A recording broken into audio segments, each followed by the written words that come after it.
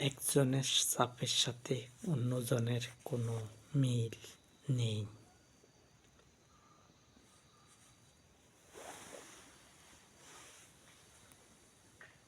আর আমি এই পৃথিবীতে বিচার দিবস করব। আমি কিন্তু একজন কারু।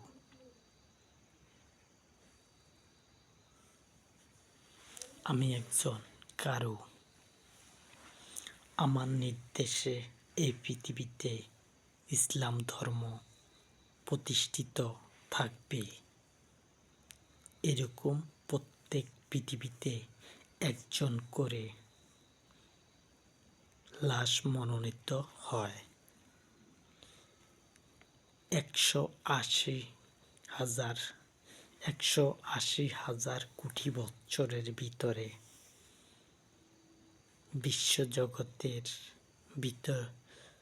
বিশ্বজগতের যত পৃথিবী আছে, সকল পৃথিবীতে একজন করে নিযুক্ত হবে। একজন করে নিযুক্ত হবে রাজত্ব।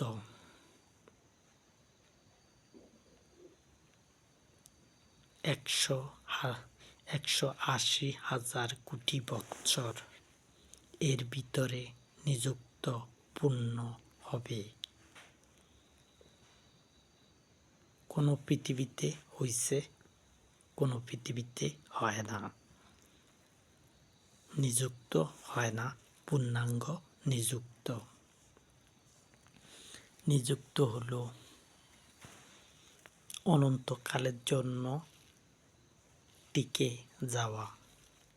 যেমন এই পৃথিবীতে একজন নবী ছিলেন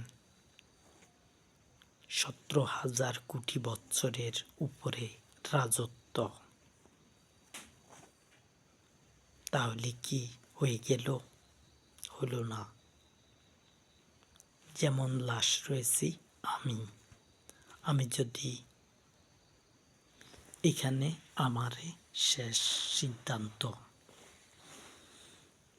আমার সিদ্ধান্ত শেষ হলে এখানে অনন্তকালের জন্য আর কাউকে নিযুক্ত করা হবে না।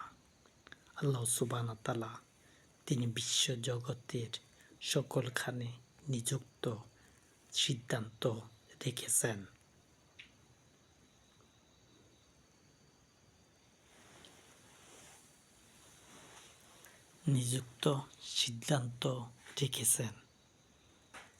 যাতে সমাধান করা যায়।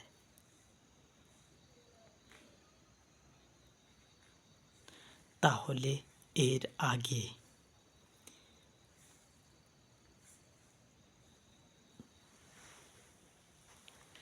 180,000 কোটি বছর 180,000 কোটি বছর এর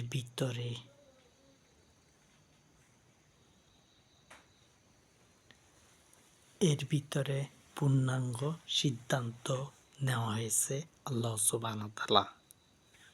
যাকে দিয়ে যেখানে সমাধান করবেন সেখানে সমাধান হয়ে যাবে। আর একটা পৃথিবীর মধ্যে এর যদি লাস্ট সিদ্ধান্ত আসতে যদি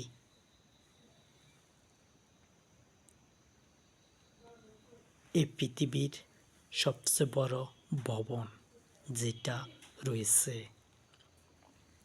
সেই ভবনের অতটুক পর্যন্ত যদি মানুষের লাশ পালিয়ে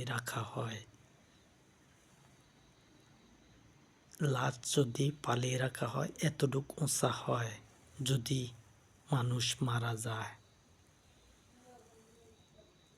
ন্যায় আসা পর্যন্ত তবু কিচ্ছু করার নেই। যখন যাকে দিয়ে সমাধান করার তখন তাকে দিয়ে সমাধান করবেন আল্লাহ সুবহানাহু ওয়া তাআলা।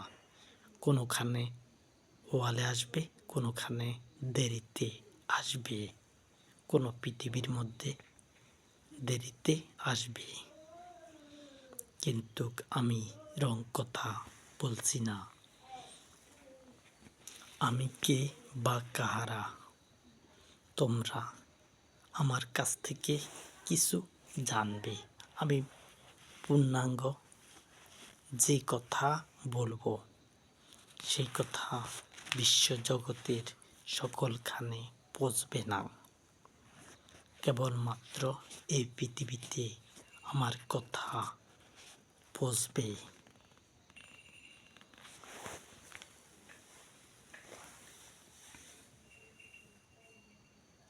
আমি যেখানে আছি সেখান থেকে পূর্ব দিকে কতটুকু, পশ্চিম দিকে কতটুকু, দক্ষিণ দিকে কতটুকু, উত্তর দিকে কতটুকু। এটা কি একটা মাঠ,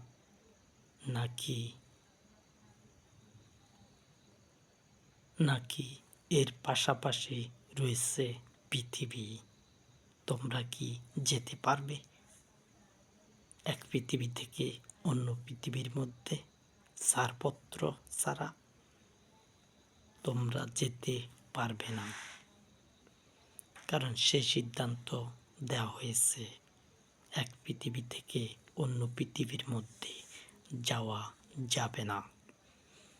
যেমন রয়েছে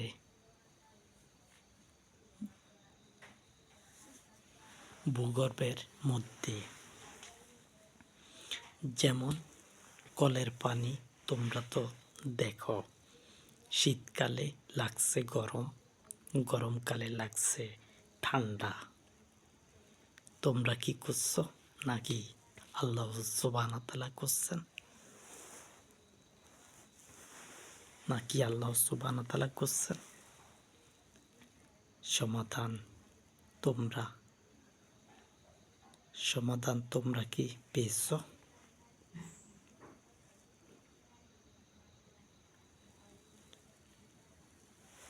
শীতকালে ঠান্ডা যদি হতো, তাহলে কলের পানিতে কি গোসল করা যেত?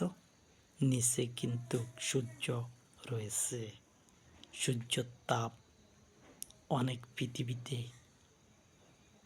নয়। একটা পৃথিবীর জন্য একটা সূর্য থাকে। যদি আরো বেশি থাকে, তাহলে সেইটাও তোমরা জানতে পারবে। তোমরা কিসের মাধ্যমে জানতে পারবে? বিশ্বজগতের ভিতরে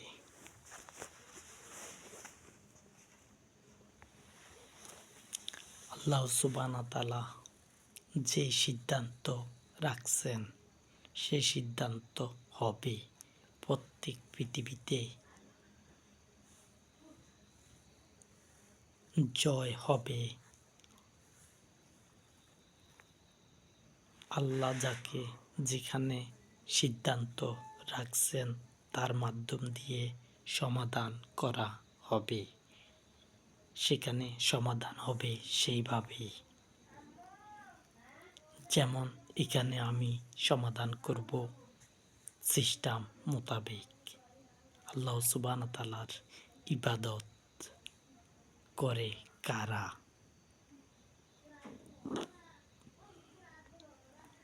এই পৃথিবীতে ইবাদত করে কারা? আল্লাহ সুবহানাহু ওয়া তাআলার। তোমরা কি আল্লাহ সুবহানাহু ওয়া তাআলার ইবাদত করো না?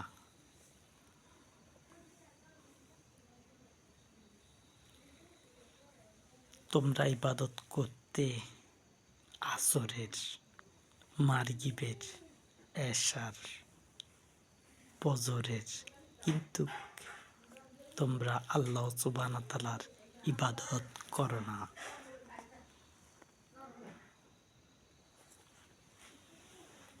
কেউ করে মূর্তি পূজা, তারা মূর্তি পূজা করে, তারা হাতে বানায়, তাদের সামনে নতজানু হয়। যিনি বানাইছেন তার দিকে নতজানু হয় না, তারা নতজানু হয় মুক্তির সামনে। যেসব মুক্তি বানায়, মুক্তির দরকার হয়েছে যারা বানায় তাদের দিকে মুখ করে ইবাদত করা। মুক্তির দরকার। মানুষকে আল্লাহ সুবহানাহু ওয়া তাআলা বানাইছেন, মানুষের দরকার হলো আল্লাহ সুবহানাহু ওয়া তাআলাকে ইবাদত করা। মুক্তির দরকার হয়েছে তোমকে ইবাদত করার, যারা হাত দিয়ে বানাইছে। আর আল্লাহ সুবহানাহু ওয়া তাআলা হুকুম করছে, এতে তোমরা হয়ে গেছ। বিশ্বজগতের মধ্যে যত কিছু আছে, সকল কিছু অর্ডারের সাথে সাথে সকল কিছু হয়ে গেছে। একটা পৃথিবী যদি এতটুকু হারাক থাকে, তাহলে কোটি পৃথিবী কতগুলো হতে পারে। তার জন্য কতটুকু জাগার দরকার। বিশ্বজগতের পালনকর্তা এগুলো বানাতে সক্ষম হয়েছেন, তিনি সেগুলো বানাইছেন। তার সম্পর্কে তোমাদের ধারণা কি রয়েছে? বিশ্বজগতের রসূল হয়ে কিন্তু আমি এর সিদ্ধান্ত নিতে হয়েছে।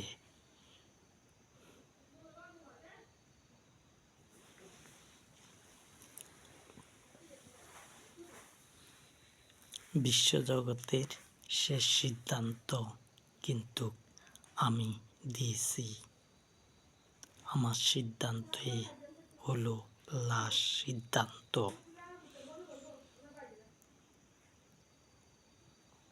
আমি সিদ্ধান্ত দিয়েছি বিশ্ব জগতের সকল কিছুর কাছ থেকে আমি অনুমতি নিয়েছি।